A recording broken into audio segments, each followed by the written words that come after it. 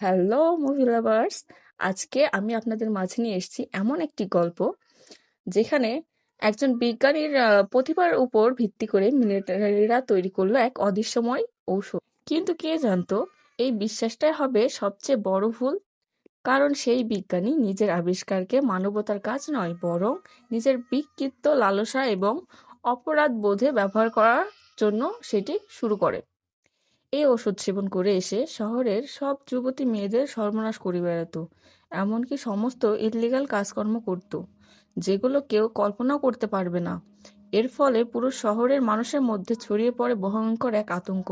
এখন প্রশ্ন একটাই, দানবটাকে থামানো যাবে তো, নাকি পুরো শহরটাই ডুবে যাবে তার অন্ধকারে? তো বন্ধুরা, আর দেরি না করে চলো আজকের এই ভয়ঙ্কর গল্পে আমরা ঢুকে পড়ি।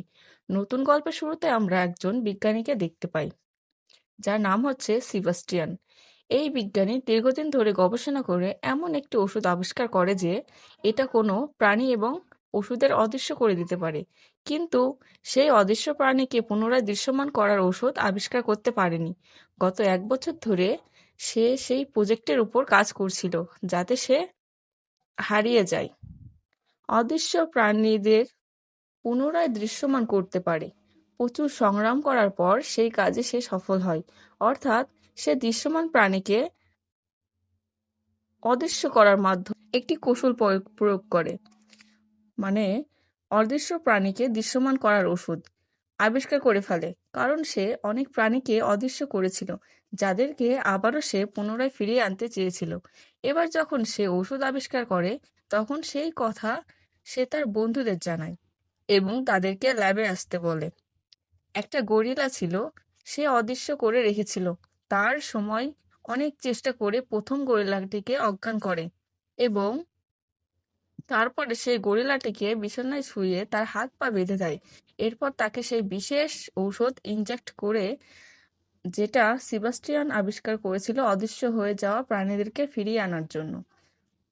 সেই ওষুধ যখন গরিলার উপরে প্রয়োগ করে, তখন তারা খুবই মুশকিলে পড়ে যায়। কারণ গরিলার হার্টবিট অনেক বেড়ে যায় এবং গরিলাটিকে দেখে মনে হয় তাকে আর বাঁচানো যাবে না। তারা গরিলাটিকে বাঁচানোর অনেক চেষ্টা করে। তারা তার হাতের উপর সব দেয় যাতে এই গরিলাটি হার্টবিট আবার নর্মাল হয়ে যায়। আস্তে আস্তে গরিলাটি নিজের শরীরে ফিরে আসে। তারা এই কাজ সফল হওয়ার জন্য খুবই আনন্দ উপভোগ করছিল, কারণ তাদের এক্সপেরিমেন্ট সফল হয়ে গিয়েছিল। আর এখানে আমরা জানতে পারি এইসব এক্সপেরিমেন্ট ছিল মিলিটারিদের জন্য। তাদের সঙ্গে মিলিটারিদের একটা মিটিং হয়। সেখানে সেবাস্টিয়ান তাদেরকে মিথ্যা কথা বলে যে সে এখনো কোনো ওষুধ আবিষ্কার করতে পারেনি। তাকে এই কাজে সফল হওয়ার জন্য তাদের কাছে আরো কিছু সময় চাই। তখন সেই মিলিটারিতে বলে যে কাজের জন্য তো তুমি অনেক সময় নিয়েছো, যদি খুব তাড়াতাড়ি এক্সপেরিমেন্ট ফলাফল না দিতে পারো, তাহলে আমরা তোমার জায়গায় অন্য কাউকে দায়িত্ব দেব।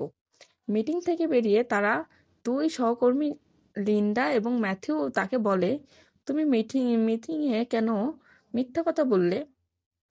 তুমি কেন বললে এক্সপেরিমেন্ট সফল হয়নি, যেখানে আমরা অলরেডি এই কাজে সফল হয়ে গিয়েছি? তখন সিবাস্টিয়ান বলে, আমি মিথ্যা বলছি কারণ আমি কোনো মানুষের উপর এই ওষুধটা প্রয়োগ করতে চাই, আর সেই মানুষটা অন্য কেউ নয়, বরং আমি নিজেই। এরপর সে তার সহকর্মীদের সাথেও এই ব্যাপারে আলোচনা করে। আর এখানে সে তাদের সাথে মিথ্যা কথা বলে যে মিলিটারিরা এই ওষুধ মানুষের ওপর প্রয়োগ করার জন্য নির্দেশ দিয়েছে। তবে আসলে সত্য হলো, এমন কোনো উপর মহল থেকে অর্ডারই আসেনি। এবার তিনি, অর্থাৎ সেবাস্টিয়ান আসেন, নিজের শরীরে এই ওষুধ প্রয়োগ করতে চায়। আর লিন্ডা ও ম্যাথিউ তার কথা শুনেও রাজি হয়ে যায়। এরপর সেবাস্টিয়ান শরীরে অদৃশ্য হওয়ার ওষুধ প্রয়োগ করা হয়। এর ফলে তার খুবই যন্ত্রণা হতে থাকে এবং এক পর্যায়ে সে শেষ পর্যন্ত অদৃশ্য হয়ে যায়। অদৃশ্য হওয়ার সাথে সাথেই সেবাস্টিয়ান অজ্ঞান হয়ে যায়, আর তার জ্ঞান ফিরে আসতে প্রায় 17 ঘন্টার মতো লেগে যায়। জ্ঞান ফেরার পর সে কোনো আলোয় সহ্য করতে পারছিল না। তার খুবই কষ্ট হচ্ছিল, তাই সব আলো নিভিয়ে দেওয়া হয়েছিল, সবার নিচে দেওয়া হয়। এখন সেবাস্টিয়ান পুরোপুরি অদৃশ্য হয়ে গিয়েছিল। এরপর সেবাস্টিয়ান শরীরে কিছু টেস্ট করা হয়। তাতে দেখা যায় যে তার শরীরের অবস্থা একদমই নর্মাল রয়েছে। অর্থাৎ সে এখন পুরোপুরি সুস্থই আছে। আর সেই টিমে যত মেয়ে ছিল তারা সবাই অস্বস্তি বোধ করছিল, কারণ সেবাস্টিয়ান এসে তাদের সাথে মজা করছিল। তারা সবাই তাদের চারিদিকে সেবাস্টিয়ানের উপস্থিতি অনুভব করে। এরপর 3 দিন অতিবাহিত হয়ে যায়। এখন সময় হয়েছে সেবাস্টিয়ানকে দৃশ্যমান করার, তাকে তার আগের রূপে ফিরে নিয়ে আসার। এরপর তারা সেবাস্টিয়ানের শরীরে দৃশ্যমান হওয়ার ওষুধটি প্রয়োগ করে এবং সেবাস্টিয়ান আবারও যন্ত্রণায় ছটফট করতে থাকে। কিন্তু এবার সবচেয়ে বড় সমস্যা হলো সেবাস্টিয়ান এখনো দৃশ্যমান হচ্ছিল না এবং তার মৃত্যুর দোরগোড়ায় পৌঁছে গিয়েছিল প্রায় সে। আর তাদের কাছে কোনো বিকল্প পথও খোলা ছিল না। তার সেবাস্টিয়ানকে একটি মাস্ক পরিয়ে দেয়, যার মাধ্যমে তারা সেবাস্টিয়ানকে দেখতে পাচ্ছিল। আর এই কারণে সেবাস্টিয়ান খুবই রেগে যায়। সে ম্যাথকে খুব বকাঝকা করে এবং তার উপরে প্রচণ্ড পরিমাণে চিৎকার চেঁচামেচি করতে থাকে। সে বলে, 10টা দিন ধরে তোমরা আমাকে যে ব্যথার ওষুধ দিয়েছো, সেই কষ্ট কেবলমাত্র আমি নিজে অনুভব করতে পারি। যেহেতু সে দৃশ্যমান হতে পারছিল না, তাই তার মেন্টাল স্টেবিলিটি খারাপ হয়ে যায়। সে এতদিন ধরে অদৃশ্য রয়েছে এবং সে একটা ঘরের মধ্যে বন্দি হয়ে রয়েছে, তাই সেখান থেকে সে চলে যেতে চেয়েছিল। এরপর একদিন সে বিরক্ত হয়ে ল্যাব থেকে বেরিয়ে যায় এবং সে তার বাড়িতে ফিরে আসে। সে বাড়িতে ফিরে এসে একটি প্রতিবেশী মেয়েকে দেখতে পায়। মেয়েটির ওপর দীর্ঘদিন ধরে সেবাস্টিয়ানের নজর ছিল। সে তার মাস্ক খুলে ওই মেয়েটার বাড়িতে গিয়ে ডোরবেল বাজায়। মেয়েটি যখন দরজা খোলে তখন সে কাউকে দেখতে পায় না, কারণ সেবাস্টিয়ান তো অদৃশ্য ছিল। সেই সুযোগে সে মেয়েটির ঘরে ঢুকে। এদিকে একদিন দাসপুরের বাড়িতে এসে তার মুখোশ পরে থাকতে দেখে সে প্রচণ্ড ভয় পেয়ে যায়। এরপর লিন্ডা আবারও ল্যাবে ফিরে আসে এবং তার সহকর্মীদের সাথে আলোচনা করে। সে বলে, সেবাস্টিয়ান আমাদের জন্য ক্ষতির কারণ হতে পারে, কারণ সে মাস্ক ছাড়াই ঘুরে বেড়াচ্ছে। সে অদৃশ্য, তাকে আমরা কেউই দেখতে পাচ্ছি না। তখন সেখানে সেবাস্টিয়ান চলে আসে। তখন লিন্ডা সেবাস্টিয়ানকে হুমকি দিয়ে বলে যে, তুমি যদি আবারও এই কাজ করো, তাহলে আমরা তোমার নামে মিলিটারির কাছে নালিশ করব। সেবাস্টিয়ান ভয় পেয়ে লিন্ডার কথায় রাজি হয়ে যায়। তবে এখন সবাই ভয় পাচ্ছিল, কারণ সেবাস্টিয়ান মানসিক অবস্থা খুবই খারাপ ছিল। যে অদ্ভুত সব আচরণ করছিল সেবাস্টিয়ান, তারা সবাই ঠিক করে যে তারা সব সময় সেবাস্টিয়ানকে নজরে রাখবে। যদিও সেবাস্টিয়ান অদৃশ্য ছিল, তবে এই ল্যাবে এমন একটি ক্যামেরা আছে যাতে অদৃশ্য হওয়ার পরেও তাকে দেখা যেতে পারে, আর তার উপরে নজর রাখা হচ্ছিল। আর সে এখন ল্যাবের বাইরে যেতে পারবে না। সে যদি বাইরে যায় তাহলে সবাই জেনে যাবে। এরপর ছেলের ক্যামেরা নষ্ট করে দেয় সেবাস্টিয়ান, আর সে আগের কোনো রেকর্ডিং প্লে করে দেয়। তাতে সবাই ভেবে নেয় যে সে এখনো সেই ল্যাবের মধ্যেই আছে, কিন্তু আসলে সে রুমের বাইরে বেরিয়ে গিয়েছে এবং সরাসরি তার বাড়িতে চলে যায়। ওখানে গিয়ে দেখতে পায় যে লিন্ডা ও ম্যাথিউ রিলেশনশিপে আছে। এটা দেখতে পেয়ে সেবাস্টিয়ানের মাথা গরম হয়ে যায়, কারণ সে লিন্ডাকে অনেক পছন্দ করত। এরপর সেবাস্টিয়ান রাগের চোটে লিন্ডার বাড়ির যে জানালা ছিল সে জানালাটি ভেঙে দেয়। আর লিন্ডা যখন বাইরে বেরিয়ে দেখতে শুরু করে তখন সে কাউকে দেখতে পায় না, কিন্তু সন্দেহ হতে শুরু করে যে নিশ্চয় সেবাস্টিয়ান এটা করেছে। কনফিউশন দূর করার জন্য ল্যাবে লিন্ডা ফোন করে। ল্যাব পাহারায় ছিল, সেজন্য এর মধ্যে কেউ বুঝতে পারে না যে সেবাস্টিয়ান বাইরে বেরিয়ে গেছে, কারণ সে তো পুরনো রেকর্ড চালু করে চলে এসেছিল, পুরনো ফুটেজ চলছিল সেই ল্যাবে। সেই জন্য সে ভেবে নেয় যে সেবাস্টিয়ান এখনো ল্যাবের মধ্যে আছে। তবে আসলে কিন্তু সেবাস্টিয়ান ল্যাবের মধ্যে ছিল না। এরপর আবার যখন সে ল্যাবে ফিরে আসে তখন রাগের চোটে ল্যাবের মধ্যে থাকা সেই কুকুরটিকে সে মেরে ফেলে। এর পরের দিন যখন শিশু চিকিৎসক কুকুরটিকে খাবার দিতে যায় তখন সে দেখতে পায় একটা কুকুর মরে পড়ে আছে। তখন সে ডাক্তার সেবাস্টিয়ানকে বলে, তুমি এই কাজটা ঠিক করনি। তুমি কি এটাকে ঠিক করেছো সেবাস্টিয়ান? সেবাস্টিয়ান তখন বলে, আমি এই ব্যাপারে কিছুই জানি না। আর সে একদম পুরোপুরি কনফার্ম হওয়ার জন্য তার চেক করে, তখন তারা ওখানে কিছুই খুঁজে পায় না বা দেখতে পায় না। সবকিছু একদম ঠিকঠাক ছিল। সেদিন রাতে সেবাস্টিয়ান আবারও তার বাড়িতে যায়, কিন্তু এবার লিন্ডার তার চারপাশে বসে সেবাস্টিয়ানের উপস্থিতি টের পায় এবং তার সন্দেহ ঠিক হয়ে যায়। সেবাস্টিয়ান নিশ্চয়ই তার বাড়িতে এসেছে। তাই সে ল্যাবে ফিরে যায় এবং নিজের সব কিছু চেক করে। সে জানতে পারে যে সেবাস্টিয়ান সেখানে নেই। সেবাস্টিয়ান আসলে তাদের সবাইকে বোকা বানিয়েছে। তারা সিদ্ধান্ত নেয় যে তারা এই ব্যাপারটি সিনিয়র ডাক্তারকে জানিয়ে দেবে। এরপর লিন্ডা এবং ম্যাথিউ সিনিয়র ডাক্তারের কাছে যায় এবং তাকে সমস্ত কিছু জানিয়ে দেয়। সবকিছু শোনার পর তিনিও ডক্টর খুবই রেগে যায়। সে লিন্ডা এবং ম্যাথিউকে সেই প্রজেক্ট থেকে বের করে দেয়। তাদের চলে যাওয়ার পর ওই সিনিয়র ডক্টর দাস কর্মীদের এই ব্যাপারে জানাতে চাচ্ছিল, তবে হঠাৎ করে তার ফোনটি ডেড হয়ে যায়। আর তখনই সেখানে সেবাস্টিয়ান চলে আসে এবং সিনিয়র ডক্টরকে জলের মধ্যে ডুবিয়ে মেরে ফেলে। পরের দিন সেবাস্টিয়ান আবারও ল্যাবের মধ্যে ফিরে আসে আর লিন্ডা এবং ম্যাথিউর সিনিয়র ডক্টরের ফোনের অপেক্ষা করছিল, কারণ আজকের দিনে তাদের সাথে একটা মিটিং ছিল। যেহেতু ডক্টর মারা গিয়েছে তাই তারা ফোনে কল আসে না। নিশ্চিত হওয়ার জন্য যখন লিন্ডা ডক্টরকে ফোন করে তখন সে জানতে পারে ডক্টর জলের মধ্যে ডুবে মারা গেছে। তারপর লিন্ডা সিদ্ধান্ত নেয় যে সেই প্রজেক্টের ব্যাপারে সবাইকে বলে দেবে, কারণ সেবাস্টিয়ানের অদৃশ্য হওয়ার ব্যাপারটা ল্যাবে যারা জানতো তাদের কাউকে সেবাস্টিয়ান ছেড়ে দেবে না। সেবাস্টিয়ান তাদেরকে যে কোনো মূল্যে ক্ষতি করবেই করবে। আর যখন সে ফোন করার জন্য কল করে তখন তার ফোনও ডেড হয়ে যায়। যখন তারা বাইরে যাওয়ার চেষ্টা করে তখন তারা দেখতে পায় যে কোনো দরজায় কাজ করছে না, কারণ সব দরজার সিকিউরিটি কোড সেবাস্টিয়ান চেঞ্জ করে দিয়েছে। তারা ঠিক করেছে যে করেই হোক সেবাস্টিয়ানকে ধরবেই।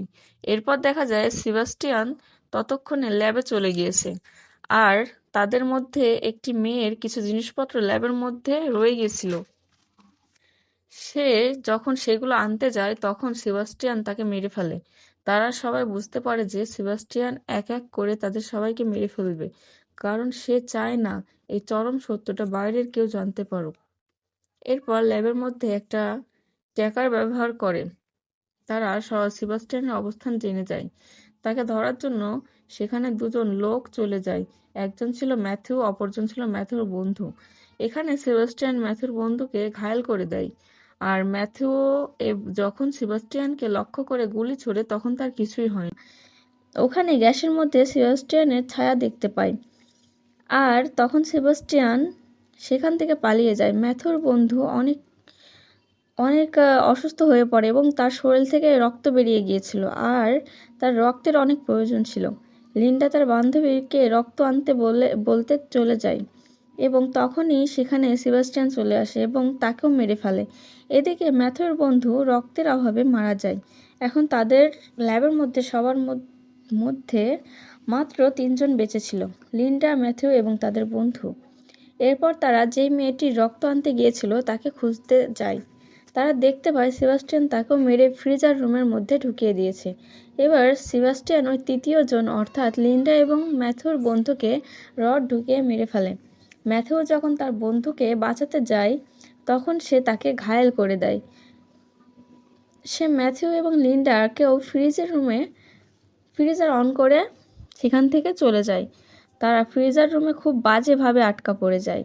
সেবাস্টিয়ান তাদের দুজনকে প্রচণ্ড ঠান্ডায় মেরে ফেলতে চেয়েছিল। ফ্রিজারের তাপমাত্রা ধীরে ধীরে কমতে থাকে, তবে লিন্ডা হাল ছাড়ে না।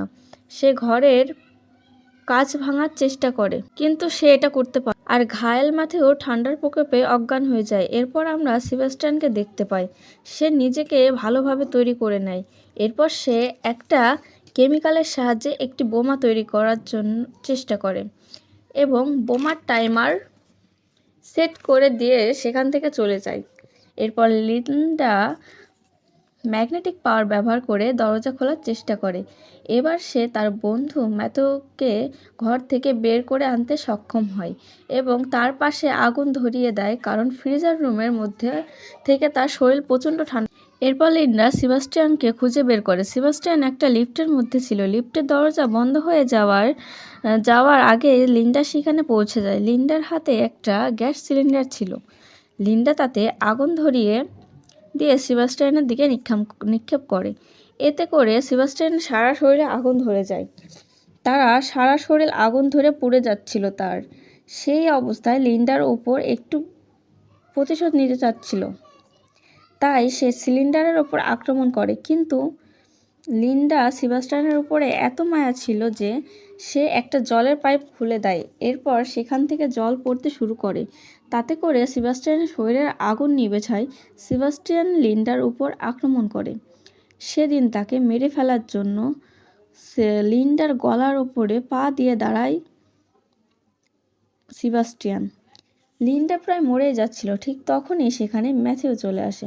ম্যাথিউর হাতে একটা রড ছিল, যেটা দিয়ে সেবাস্টিয়ানের মাথায় আঘাত করে, আর সাথে সাথে সেবাস্টিয়ান মাটিতে পড়ে যায়।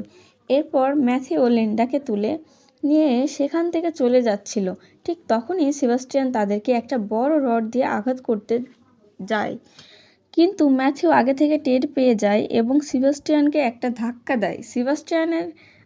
সেবাস্টিয়ান ধাক্কা সহ্য করতে না পেরে তার হাত একটা বড় ইলেকট্রিক সার্কিটে লেগে যায়। ফলে সেবাস্টিয়ান প্রচণ্ড জোরে একটা ইলেকট্রিক শক খায় এবং সে ওখানে বেহুশ হয়ে যায়। এরপর লিন্ডা এবং ম্যাথিউ সেই জায়গাতে যেতে চায় যেখানে সেবাস্টিয়ান বোমা রেখেছিল, কিন্তু তারা বুঝতে পারে না তাদের হাতে পর্যাপ্ত সময় নেই। তাই তারা বোমাটিকে এক্সপ্লোর করতে পারে না। তাই তারা খুব তাড়াতাড়ি সেখান থেকে বেরিয়ে যেতে চায়, কিন্তু তারা লিফটের ব্যবহার করতে পারবে না, কারণ সেবাস্টিয়ান অলরেডি সমস্ত গেটগুলোর সিকিউরিটি কোড চেঞ্জ করে ফেলেছে। এই কারণেই তারা দুজন লিফটের সাথে থাকা এমার্জেন্সি এক্সিট ব্যবহার করে উপরে আসতে থাকে। তারা দুজন যখন উপরে আসছিল, ঠিক তখনই বোমাটি ব্লাস্ট হয়ে যায়, আর তখনই সেবাস্টিয়ান চলে আসে আর লিন্ডার পা ধরে ফেলে, কারণ সেবাস্টিয়ান এখনও বেঁচে আছে। ম্যাথিউ লিন্ডাকে বাঁচানোর চেষ্টা করে। তাদের উপর আসার আগে সেবাস্টিয়ান লিন্ডাকে নিয়ে লিফটের মধ্যে চলে আসে। ঠিক তখনই লিন্ডা লিফটের সাথে থাকা একটি তার ধরে নেয়, যার সাহায্যে লিফটে ওঠার নামার কাজ করে। এরপর লিন্ডা তার পাশে থাকা একটা বাটন প্রেস করে দেয়, যার ফলে লিফটটা তার থেকে আলাদা হয়ে যায়। সে লিফটটা নিচের দিকে পড়তে থাকে। লিফটের সাথে সাথে সেবাস্টিয়ানও নিচে পড়ে যায়, আর নিচে ব্লাস্ট হওয়ার আগুন জ্বলছিল, ফলে সেবাস্টিয়ান সে আগুনে পুড়ে মারা যায়। এরপর লিন্ডা ওই তার বেয়ে ম্যাথিউর কাছে চলে আসে। এরপর থেকেই লিন্ডা আর ম্যাথিউ খুব খুশি হয়।